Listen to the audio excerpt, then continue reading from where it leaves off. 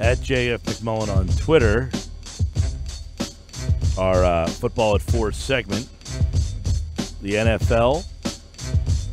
Yesterday on the show, we checked out McMullen's Football at 4. We went to what's going to happen with this Eagle defensive line, and a lot of reaction to that. So people were asking us to kind of break down these positions as we get into minicamp here. And I thought it was an interesting kind of look because, John, I saw you tweet about this the other day about like 53-man roster predictions like now is kind of outlandish. However, I think it is, yesterday we kind of saw what the rotations on that defensive front might look like. I think it is also equally as interesting to flip over to the other side to see how things could change. Because I want to ask you this. I saw the other day that possibly Vaitai could be somebody that they might look to move because he was kind of the guy that Dillard might now become. So is Vaitai a guy that possibly wouldn't be here, and then how that would change the look around? Because Vaitai played the right side, he played the left side. I mean, that guy's been a jack of all trades for this team. But this offensive line, I think, is very interesting because Brandon Brooks, is he going to be ready to start the season? Jason Kelsey was all sorts of banged up last year. You don't have Wisniewski around anymore. So I think there's also why we talked yesterday about the change on the defensive line.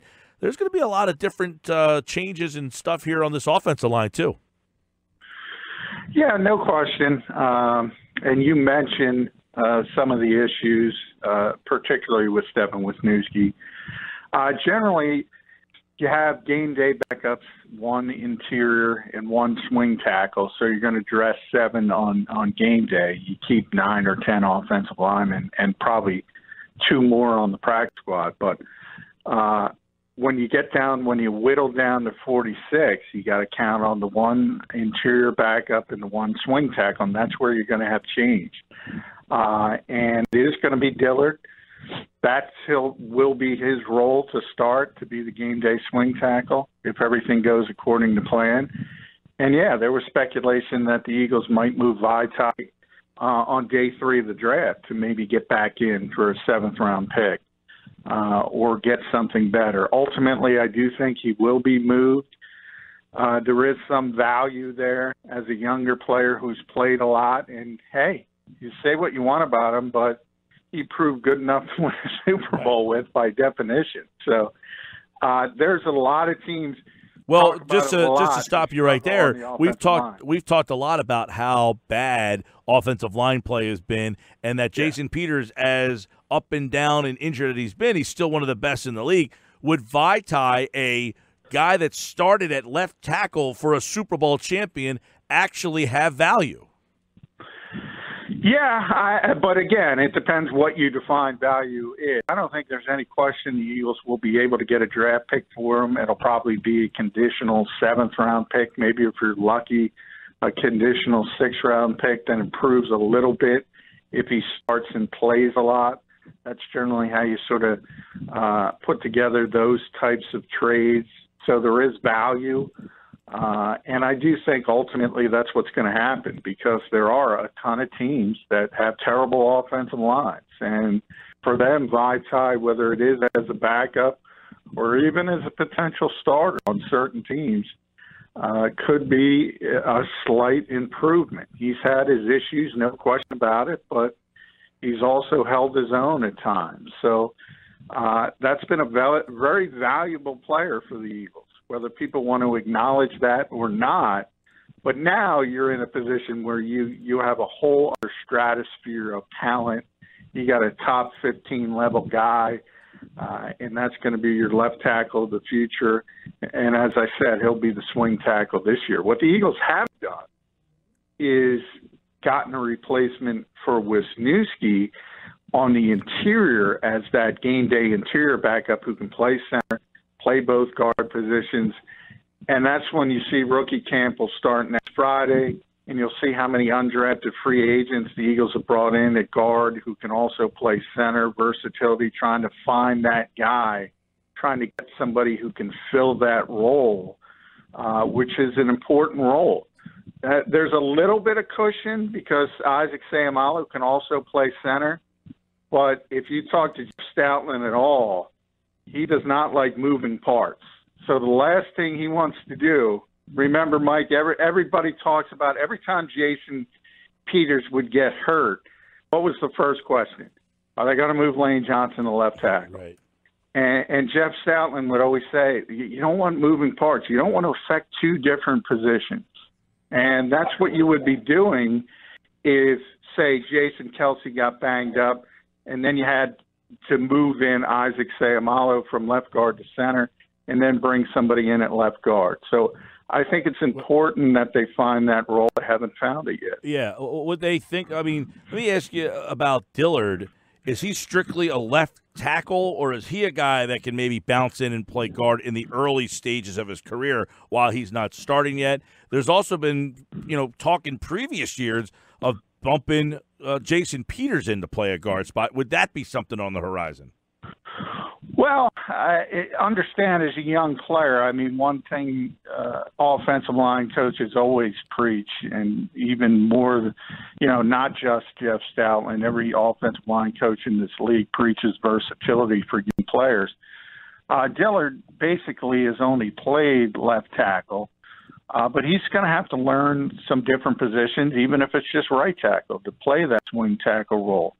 And you mentioned Brandon Brooks. The Eagles are comfortable and feel he'll be ready to go for the start of the season. There's no worry from that standpoint. If you've seen Brandon online, he's very active on social media. Walking boots long gone. He's in the guts of his rehab, so everything's going well there. But he's not going to be around this spring, so that means there's going to be people having an opportunity at that right guard spot. Now they have Matt Pryor, who was the draft choice last year, and that's been his sort of natural position. But yeah, they'll rotate guys in and out.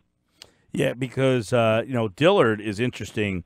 Because you just said everybody always wondered when they were going to move Lane Johnson to left tackle. They've essentially said, no, he's going to be the right tackle. So it would mean that Dillard essentially is going to be your future left tackle. That's why I'm wondering, are they going to not waste time, but have him go inside and learn how to play guard and kind of filter his head with all these other terminologies and try to get him to learn how to play position where potentially he could not fare very well and could cause him to lose some confidence.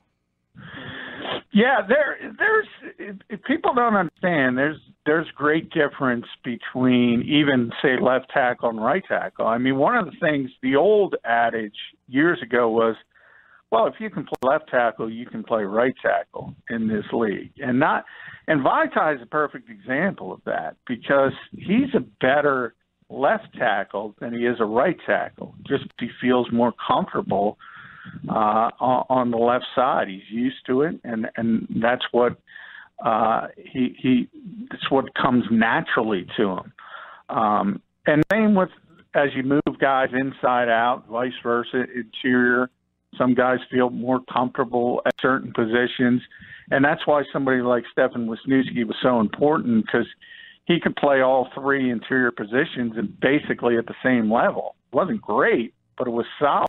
And he could play center, left guard, right guard, and you really wouldn't see a dip in his play at any of those positions. It's hard to find those guys. People don't value them that much, and Wiz is a perfect example because the Eagles have never, to be honest, valued him all that much. He's still on the open market now because he's not valued all that much. And it's just one of those positions people take for granted, and they think they can get it done for cheaper until they need it. And then they go, I wish I had the veteran guy who's used to doing it. Yeah, and then there's Mailata, which do you see him being able to play any other position other than left tackle?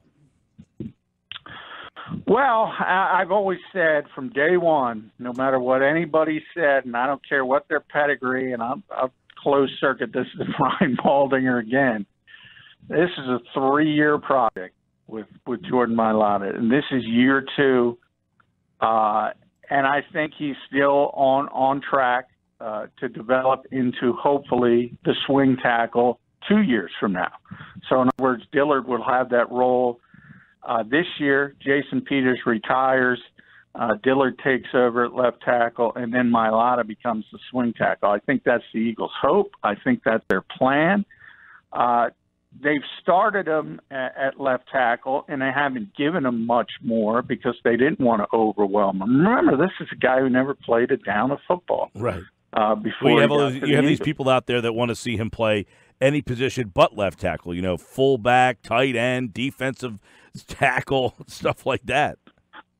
Well, there's a reason the Eagles drafted him, and there's a reason they projected him to left tackle, and that's because of his body type and his size and his length. That's what you look for in left tackles, and his athleticism. It's not like you just said, oh, let's put him here. I mean, he's got a body type that screams left tackle.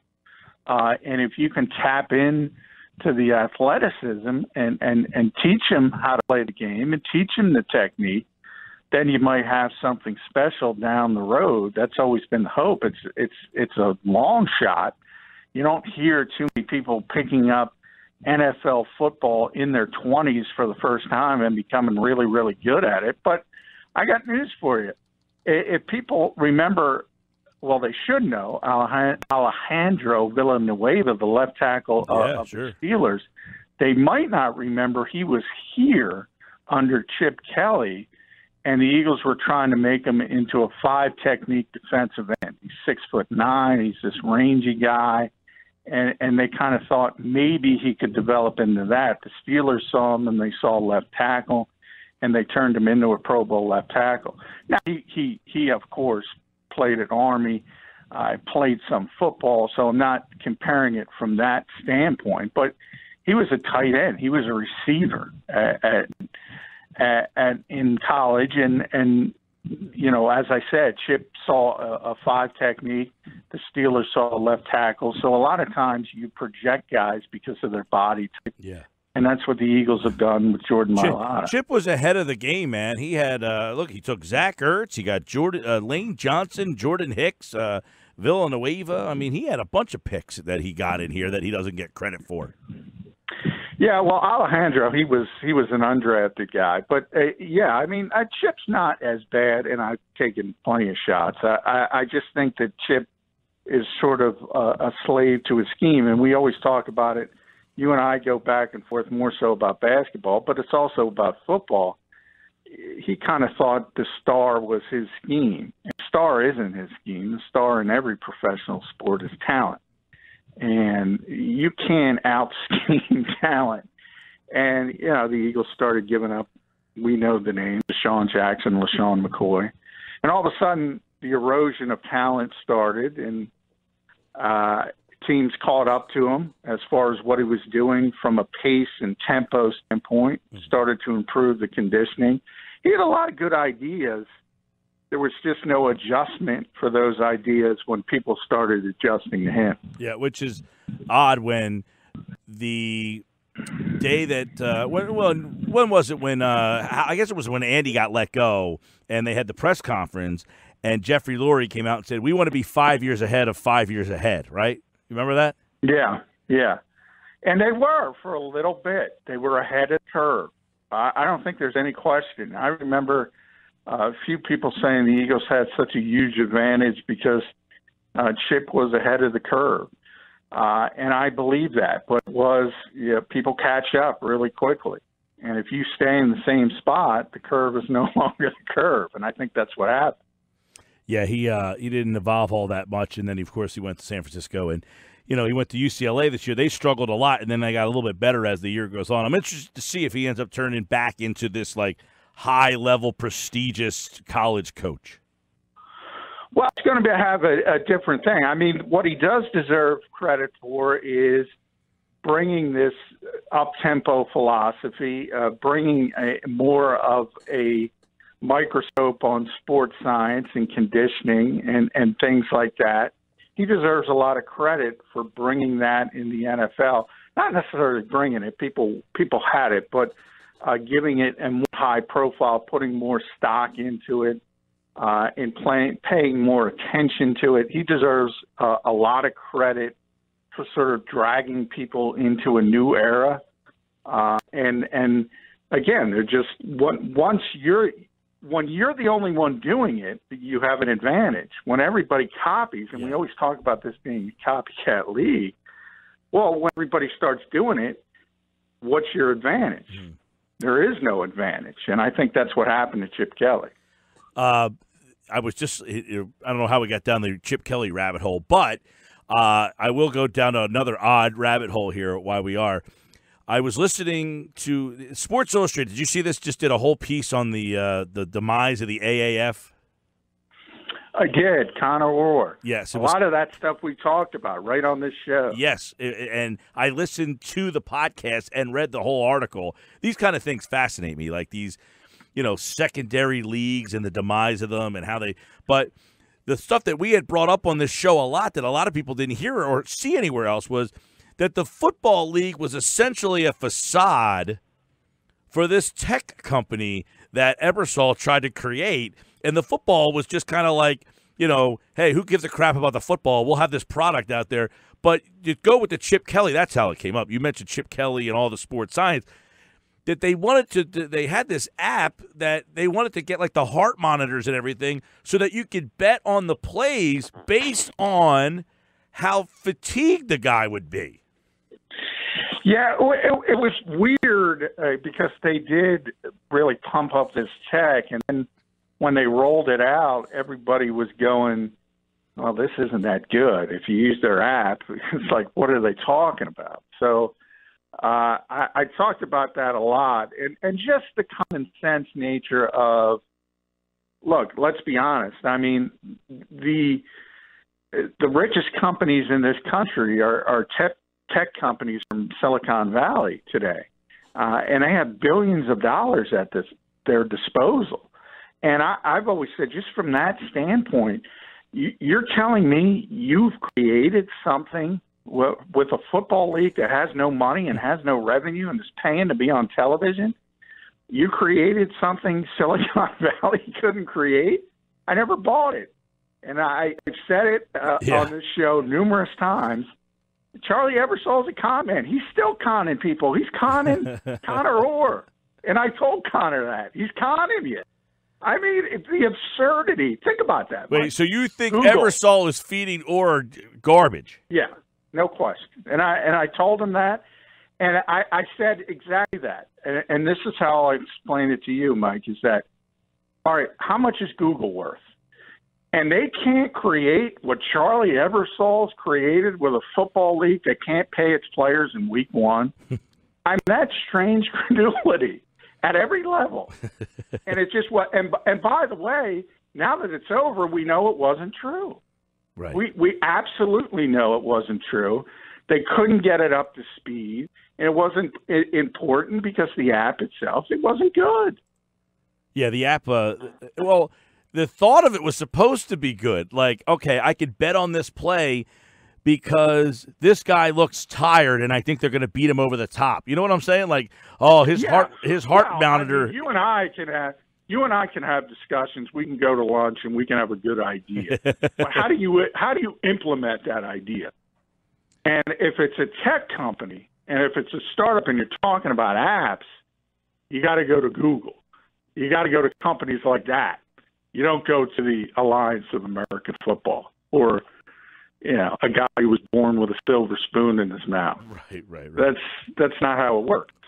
Oddly, I'm going to go back to the Eagles' offensive line here for a second because there is a question that I want to get answered here. Is you mentioned Wiz and that he's not signed. Do they have a new Wiz on this team? Is there a guy who's kind of hey, I can play center, I can play guard, I can play left guard, I can play right guard. If you actually needed to be I could probably go play tackle, in a pinch. Not right now, they don't. And they're going to sign about a 15 or so undrafted class, and I think 4 or 5 of them are interior offensive linemen. So they're going to roll in a lot of guys and try to figure out if they can play different positions on the inside. Right now, as I said, Matt Pryor has been here for a year, but he's really been a right guard and right tackle. Sayamalo can play center, but he's your starting left guard. They have Anthony Fabiano, who's on the practice squad last year. who's a center by nature, could probably play each guard positions, but he's sort of on the same level as the undrafted free agents that will be coming in. So the short answer to that is no. The Eagles don't have an interior backup. And right now, if they were forced to play a game, as I said, if Jason Kelsey went down, something horrible like that happened, Sayamala would move to center, and then probably Matt Pryor would come in. All right, Sports Bash Live, football at 4, 97.3 ESPN. The guys they have, in camp, we'll see, as you mentioned, a bunch of undrafted guys, but Peters, Lane Johnson, Dillard, Vaitai, Mailata, Brooks, Sayamala, Pryor, Kelsey. It's those 9 guys you would think would be the 9 favorites to make the team, but we'll see what they bring in 2 weeks. A couple guys who were draftable. Bates from Penn State is one of them. Some people thought he could be drafted. Another guy from, I think, Utah that have a draftable grade. These are all interior offensive linemen. And you could tell, I mean, they're just going to rotate bodies and try to catch lightning in a bottle. And maybe they do, but in general, that position around the league, and one guy the Eagles tried to sign in free agency was Brett Jones. Brett Jones, who used to start at center for the Giants, now with Minnesota. He's a guy who's played center, both guard positions, veteran player. Usually that's a veteran's role. All right, a little bit more football. By the way, so we were having a conversation on Twitter. We brought it up on the air to see what the listeners thought. The hyperbole of people said this is the biggest game for the Sixers since, I don't know. And I actually 2001. threw. People saying 20 years. I actually threw the 2012 playoff series out there, the game 7 against the Celtics.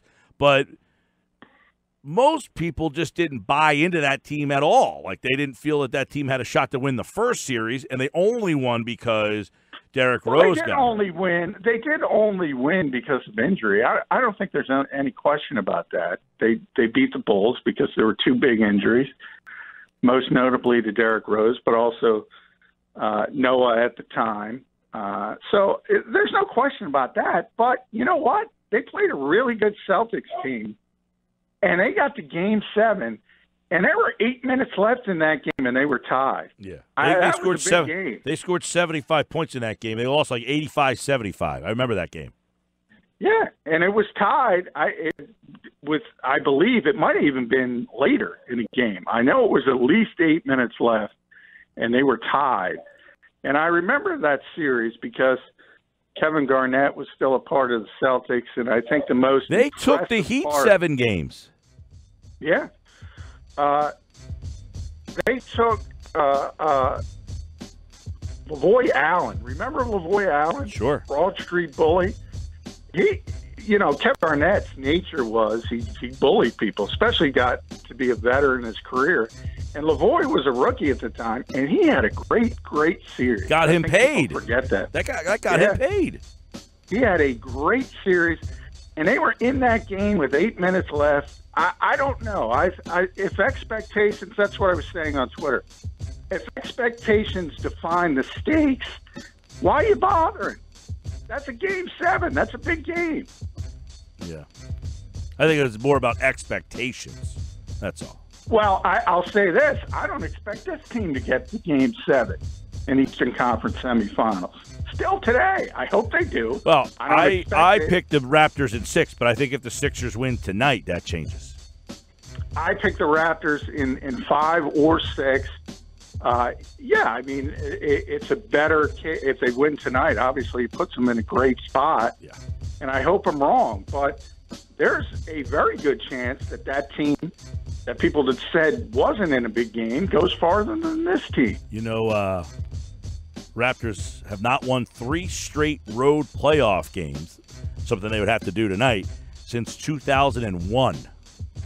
Well, how many of those road playoff games did Kawhi play in for the Raptors? That's a fair point. All right, football at 4. John McMullen here on the Boardwalk on the Hotline. Thank you, pal. All right, thanks, Mike.